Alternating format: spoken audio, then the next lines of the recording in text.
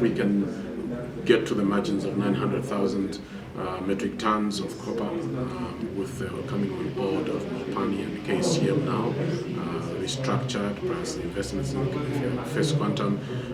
Those will be critical contributors to the stability of the Kwacha. So, above everything else, we see the band between 15 Kwacha and 16 Kwacha per US dollar.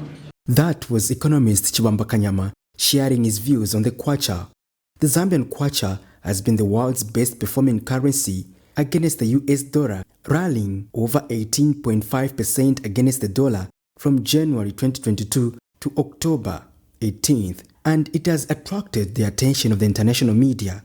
While some countries in the continent, such as South Africa, Zimbabwe, Nigeria, Ghana, and Kenya, have been unable to control rising inflation and plunging currencies, President Hakainde Hichilema's government has managed to reduce inflation from the rate of 24.4% in August 2021 to 9.7% in June this year. But what might have made Zambia outshine other countries, others feel it is owing to some conducive policies such as the free education policy. What is it that Zambia is doing which South Africa and other African countries are not doing, which has caused you to say that there are lessons that can be learned from Zambia? So here in Zambia, one of the first commitments that was made by the president and his party was to remove school fees from both public primary schools and secondary schools.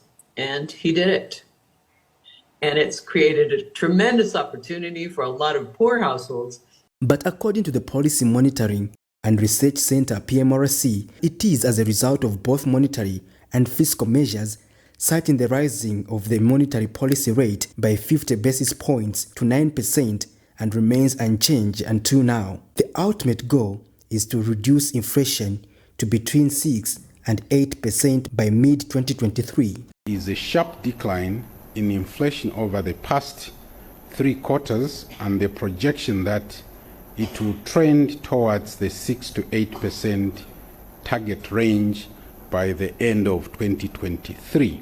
We spoke to social economist Kelvin Chisanga. Performing currently is coming from the support that we're able to see from the Bank of Zambia and also from the other supply stream, of which we've seen that the corporates are actually also flooding the market.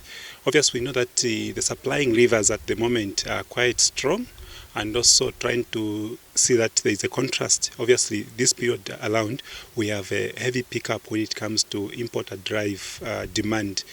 Again, we have also seen that the inflation has to be anchored within the single digits. That's the more reason why there is a lot of intervention and attraction. But people desire to see the performance of the economy translate into tangible benefits to consumers.